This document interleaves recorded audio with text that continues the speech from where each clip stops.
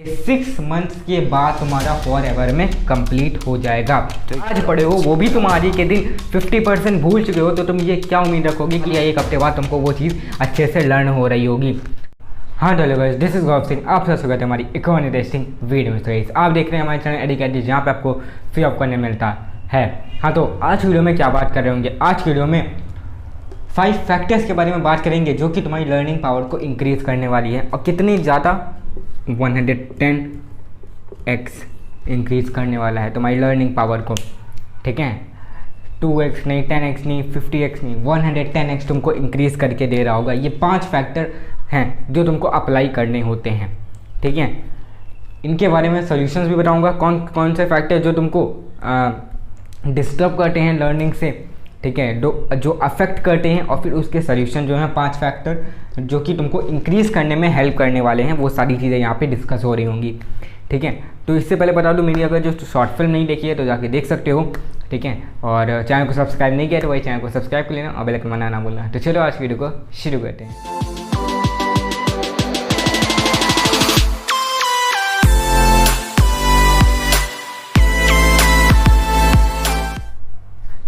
चलो वीडियो को स्टार्ट करने से पहले ये भी बता दूं कि अगर तुम क्लास 9th में हो, क्लास 10th में हो, क्लास 11th में हो, अगर तुम्हें नोट्स चाहिए, टिप्स चाहिए, MCQs चाहिए या और भी कुछ चीज़ें चाहिए, ठीक है, वो सारी चीज़ें तुमको हमारे टेलीग्राम ग्रुप पे और वेबसाइट में मिल रही होंगी। तो जाके वेबसाइट को फॉलो कर लेना और टेलीग्राम ग्रुप की जो लिंक है वो डिस्क्रिप्शन में, उसको जाके फॉलो कर लेना। ठीक है, वहाँ पे तुमको सारी नोट्स, टिप्स, लेक्चर और MCQ सब चीज़ें वहाँ पे तुमको मिल रही होंगी।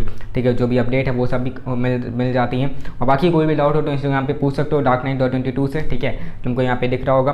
ठीक है, तो यहाँ पे तुम जाके इंस्टाग्राम पे ही फॉलो कर सकते हो, लिंक तुमको डिस्क्रिप्शन में मिल जाएगी। तो चलो शुरू करते हैं। यहाँ बात करते हैं पहले फैक्टर की। ठीक है, तो पहला फैक्टर जो है वो कहता है मूवमेंट।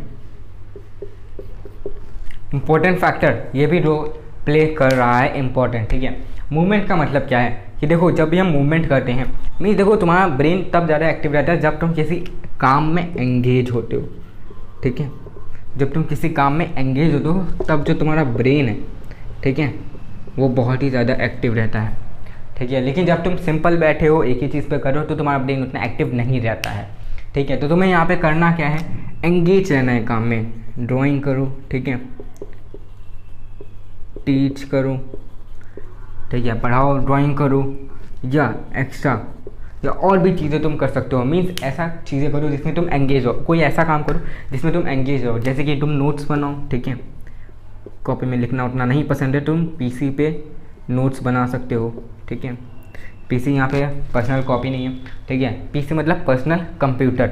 ठीक है, पर्सनल कंप्यूटर या मोबाइल में नोट्स में तुमको जहाँ भी मन करे वहाँ पे नोट्स बनाते रहो, मीन्स कुछ काम करते रहो। ठीक है, उस तब तुम्हारा जो ब्रेन है वो ज़्यादा एंगेज रहता है, ज़्यादा एक्टिव रहता है, और वो चीज़ें तुमको, वो मूवमेंट होता है तुम्हारी बॉडी में, एंगेज रहता है, तुम्हारा ब्रेन एक्टिव रहता है कि हाँ भाई मुझे ये चीज़ें करनी है, ये चीज़ें करनी है, वो सेंस करता रहता है। ठीक है, तो तुम्हें इसलिए मूवमेंट बहुत ज़्यादा इंपॉर्टेंट रोल प्ले करता है तुम्हारी लर्निंग पावर में। ठीक है, अगर तुम एंगेज होगी किसी काम में तो तुम्हारी लर्निंग पावर जो है वो क्या होगी, तुम्हारी इंक्रीज़ होगी। इंक्रीज़ होगी तो ऑब्वियसली तुम्हारे एग्जाम में अच्छे मार्क्स आने लगे। ठीक है, जैसे कि हमारे एग्ज़ाम आने वाले हैं टर्म 1। ठीक है, तो कोई भी एग्ज़ाम आ रहे हो, यह सिर्फ मैं क्लास 10th, 11th, 12th के लिए नहीं बता रहा हूँ, तुम किसी भी क्लास में तुम्हारे एग्जाम तो होते ही होंगे। ठीक है, तो एग्जाम होते हैं तो देखो पहले नहीं पढ़ते, बाद में पढ़ते हैं। ठीक है, तो हम लर्निंग पावर को कैसे बढ़ा सकते हैं कि अगर हमारे पास कम समय है तो हम उसमें कैसे अपनी ज़्यादा चीज़ों को ग्रैब कर सकें। ठीक है, तो उसके लिए तुम्हारा सबसे पहला जो पॉइंट आता है वो होता है मूवमेंट। ठीक है, मूवमेंट को समझ लिया, अब हम बढ़ते हैं अपने सेकेंड पॉइंट की तरफ। तो सेकेंड पॉइंट यहाँ पे हमारा कहता है रेपिटेशन। ठीक है, अब रेपिटेशन का मतलब क्या है, देखो बहुत ही ज़्यादा साइंटिफिकली प्रूवन है ये। ठीक है, बहुत ही ज़्यादा टेक्स्ट बुक से निकाला गया है, एक्स्ट्रा किया गया है। ठीक है, और बहुत ज़्यादा जगहों से, रिसोर्सेज से मिला है कि जो भी तुम, जैसे कि ये है तुम्हारा डे, ये है तुम्हारा रिमेंबर पावर, और ये है तुम्हारा फॉरगॉटन। ठीक है, तो मैं जल्दी से इसे टेबल को बना लेता हूँ। हमारी देखो ये है Day 1। ठीक है, ये हम लर्न कर रहे हैं अपना सब्जेक्ट। ठीक है, कोई भी सब्जेक्ट हम लर्न करते हैं, Day 1 को हमें कितना याद होता है, 54%, और फॉरगॉटन हो जाता है 46%। अब तुम ये उम्मीद रख रहे हो अपने आप से कि तुम सोचो, तुम अपने आप से ये उम्मीद कैसे रख सकते हो कि जो तुम आज पढ़े हो वो भी तुम आज ही के दिन 50% भूल चुके हो, तो तुम ये क्या उम्मीद रखोगे कि 1 महीने बाद या 1 हफ्ते बाद तुमको वो चीज़ अच्छे से लर्न हो रही होगी। ठीक है, लर्न हो रखी होगी, क्या उम्मीद कर सकते हो? क्या उम्मीद कर सकते हो? डे 1 में ही तुम 46% भूले जा रहे हो, लगभग 50% भूल रहे होगे तुम डे 1 में, ठीक है। तो तुम ये क्या उम्मीद रखोगे कि तुम्हें डे 7 या डे 14 2-3 हफ्ते बाद तुम्हें 100% या 80% याद रहेगा, ठीक है। साइंटिफिकली प्रूवन है, कोई भी गलत चीज़ें नहीं बता रहा हूँ। फिर तुम डे 7 में जब आते हो तब तुम्हारा रिमेंबर पावर होता है सिर्फ 35%, ठीक है। और फॉरगेटन पावर जो होता है वो 65% होता है। 14 में आते आते रिमेंबर पावर 21 हो जाती है और फॉरगेटन हमारी 79%, लगभग 80% हम चीज़ें भूल चुके होते हैं विद इन एंड 2 वीक्स, ठीक है। और फिर 19, 81, 18, 82, ठीक है, और फिर 17, 83, और फिर ऐसे करते करते लगभग 63 डेज तक हम 2 महीने के आसपास हम 17% ही अपना चीज़ याद कर पाते हैं और 83% हम भूल चुके होते हैं। और तीसरे महीने के एंड तक हम वो सारी चीज़ें भूल चुके होते हैं जो हमने 3 महीने पहले पढ़ी हुई थी, ठीक है। अब ये क्यों होता है? क्योंकि भाई हमने इसको रिवाइज नहीं किया था, ठीक है, कि भाई हमने डे 1 को पढ़ तो लिया था लेकिन डे 1 को ही हम 50% जब भूल चुके हैं तो हम बाद में क्या याद रखेंगे। और ऐसे करते करते तुम रिवीजन नहीं कर रहे थे और फिर तुम्हारी जो फॉरगेटिंग पावर है वो ज़्यादा बढ़ती गई और रिमेंबरिंग पावर जो है वो कम होती गई, ठीक है। अब इसका सल्यूशन क्या है कि इस चीज़ को हम मेंटेन कैसे करें, इस चीज़ को सही कैसे करें? तो यहाँ पे सिंपल सा एक फंडा है, ठीक है, वो तुम्हें अप्लाई करना होगा। मेन पॉइंट आता है रिकॉल, ठीक है। अगर तुम रिकॉल जितना कर सकते हो, तुमने आज पढ़ा, शाम को तुम पार्टी में गए, ठीक है, वहाँ एंजॉय करो, वहाँ पे पढ़ने को नहीं बोल रहा हूँ, या कोई तुम कुछ जैसे कि और कुछ काम कर रहे हो, ठीक है, नॉर्मल, तो तुम वहाँ पे कोशिश करो रिकॉल करते रहो अपने काम को कि जो तुमने आज पढ़ा है वो मुझे याद है कि नहीं। भले तुम थोड़ा सा भूल जाओ, ठीक है, चलेगा, उसको रिवाइज कर लो बाद में, लेकिन तुम्हें याद आ रहा है कि नहीं। ऐसा तो नहीं तुम लगभग सारी चीज़ें सब भूल चुके हो, बहुत ही छोटी छोटी माइनर जो चीज़ें हैं उनको तुम सिर्फ याद रखे हो, ठीक है। तो ये चीज़ें तुमको करनी पड़ेंगी रिकॉल, जितना हो सके उतना ज़्यादा ये करोगे तो आराम से पूरी अपने आप ही सॉल्व हो रही होगी, ठीक है। और इसके अलावा अगर इससे नहीं हो तो हमें और क्या क्या करना है, ठीक है। मान लो तुमने आज एक टॉपिक पढ़ा, ठीक है, तुमने एक्स टॉपिक पढ़ा आज, ठीक है। टॉपिक पढ़ने के बाद 10 मिनट के बाद तुम्हें क्या करना है, उसे रिकॉल करना है। टॉपिक तुमने एक्स टॉपिक मान लो तुमने पढ़ा, उसको 10 मिनट बाद तुमको रिकॉल करना होगा, जो कि तुमको एक 95% तक की रिटेंशन दे सकता है रिमेंबरिंग पावर का, ठीक है। 10 मिनट के बाद हो गया, उसके बाद तुम्हें क्या करना है, 24 घंटे के बाद, ठीक है, रिकॉल करो। एक टॉपिक कंप्लीट 10 मिनट में रिकॉल करो, फिर 24 घंटे में रिकॉल करना होगा। 24 घंटे के बाद तुम्हें क्या करना होगा, 5 से 7 दिन तक यही चीज़ रिपीट करनी होगी, ठीक है। टॉपिक पढ़ो, 10 मिनट बाद उसको रिकॉल करो, 24 घंटे बाद उसको रिकॉल करो, 5 से 7 दिन ऐसे करते रहना है। 5 से 7 दिन जब करते रहोगे तो उसके बाद तुम्हारी आदत बन जाएगी। तो इसको तुम्हें 25 से 30 दिन करना है, रिकॉल करते रहना है। इसी को रिपीटेडली हमें करना है, ये पूरी साइकिल ऐसे घूम रही होगी, ऐसे घूम रही होगी, ऐसे घूम रही होगी साइकिल, ठीक है। फिर तुम्हें क्या करना है, 25 से 30 दिन के बाद 6 मंथ तक ऐसे इसे रिपीट करना है। 6 मंथ के बाद तुमको फिर से रिकॉल करना है और फिर एक दिन आएगा जब ये 6 मंथ्स तुम्हारा फॉर एवर में कन्वर्ट हो जाएगा। ये 6 मंथ्स के बाद तुम्हारा फॉर एवर में कंप्लीट हो जाएगा। तुम ये जो एक्स टॉपिक पढ़े थे वो फॉर एवर तुमको याद हो जाएगा। देखो कुछ टॉपिक्स होते हैं जो कि हमें बहुत ज़्यादा पसंद आते हैं, साल के एंड स्टार्टिंग में भले पढ़े होते हैं लेकिन वो आखिरी तक याद रह जाते हैं, ठीक है। तो वो क्यों होता है, क्योंकि हम उसको रिकॉल करते रहते हैं, वो हमें इंटरेस्ट है इसलिए हम उसको पढ़ा करते हैं, इसलिए हमें वो फॉर एवर याद हो जाता है, ठीक है। तो यहाँ पे तुम्हें यही चीज़ रिकॉल को मेन तुम्हारा जो है वो रिकॉल है। 10 मिनट बाद एक्स टॉपिक पढ़ो, 10 मिनट बाद रिकॉल, 24 घंटे बाद रिकॉल, 5 से 7 दिन रिकॉल, 25 से 30 दिन रिकॉल, 6 महीने के बाद रिकॉल और फिर फॉर एवर। रिकॉल करने की कोई ज़रूरत नहीं, ठीक है। टीचर बिना बुक खोले ही तुमको पूरा चैप्टर पढ़ा सकता है, ठीक है। वो पढ़ाते भी हैं क्योंकि भाई उन्होंने सिर्फ 10 मिनट 6 महीने ही नहीं, सालों से उनकी प्रैक्टिस से एक ही चीज़ पढ़ाई जा रही है, तो भाई दिमाग में घुसेगा नहीं तो और कहाँ जाएगा, ठीक है। तो जब एक ही चीज़ को रिकॉल करते रहोगे तब तुम्हारा वो फॉर एवर में कन्वर्ट हो जाएगा और फिर एग्जाम में क्या होगा, आराम से बढ़िया पूरा आंसर लेके आओगे, 5 में 5 लाओगे और चॉकलेट टॉफ़ी खाओगे, ठीक है। तो ये चीज़ें तुमको करनी है। फिर हम बढ़ते हैं अपने तीसरे पॉइंट की। तीसरा फैक्टर जो है वो कहता है फीडबैक।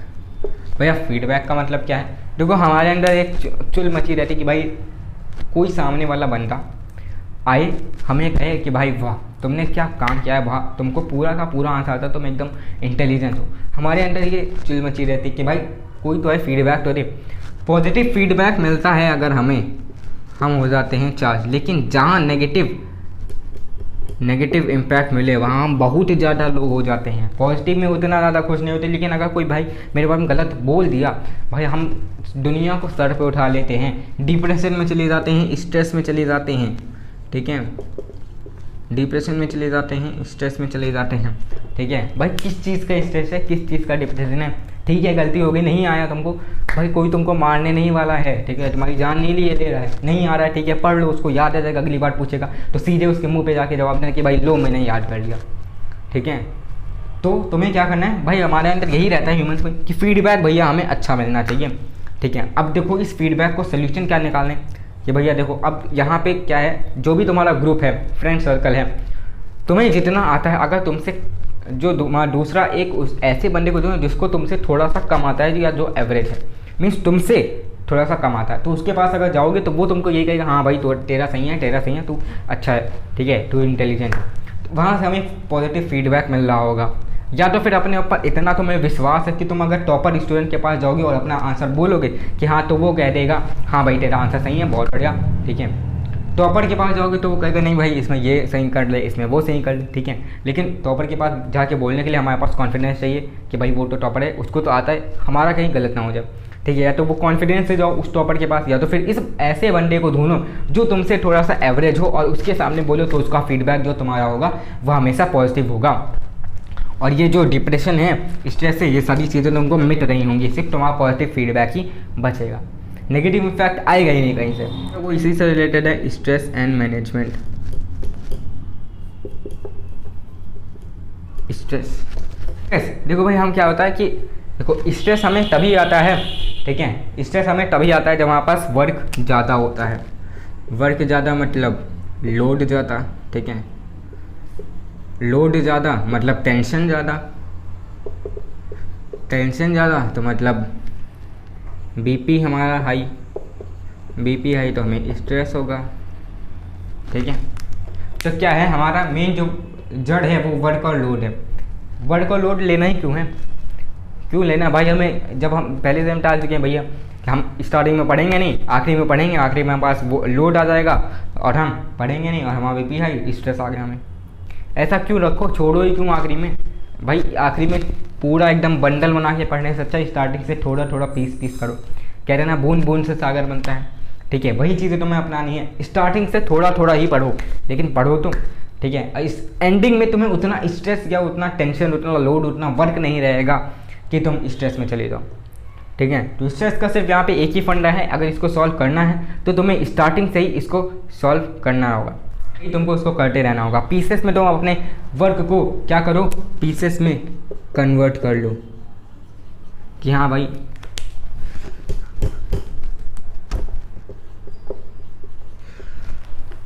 इसको देख लेना ये सही है कि गलत है, मुझे कन्फ्यूजन हो रही है, ठीक है। तो पीसेस में अपने वर्क को क्या करना है, पार्टिकल्स में अपने वर्क को छोटे छोटे पार्टिकल्स में, छोटे छोटे पार्ट्स में, ठीक है। पीसेस हटाने तो तुम लोग कहोगे भैया पीसेस की स्पेलिंग गलत है, ये गलत है, ठीक है, अभी कन्फ्यूजन है। पार्ट में, छोटे छोटे पार्ट में कन्वर्ट कर लेना और इसकी वजह से तुम्हारा वर्क और लोड जो है वो कम हो जाएगा और तुम स्ट्रेस से डी स्ट्रेस में आ जाओगे और तुम आराम से अपना सारा काम कर रहे होगे।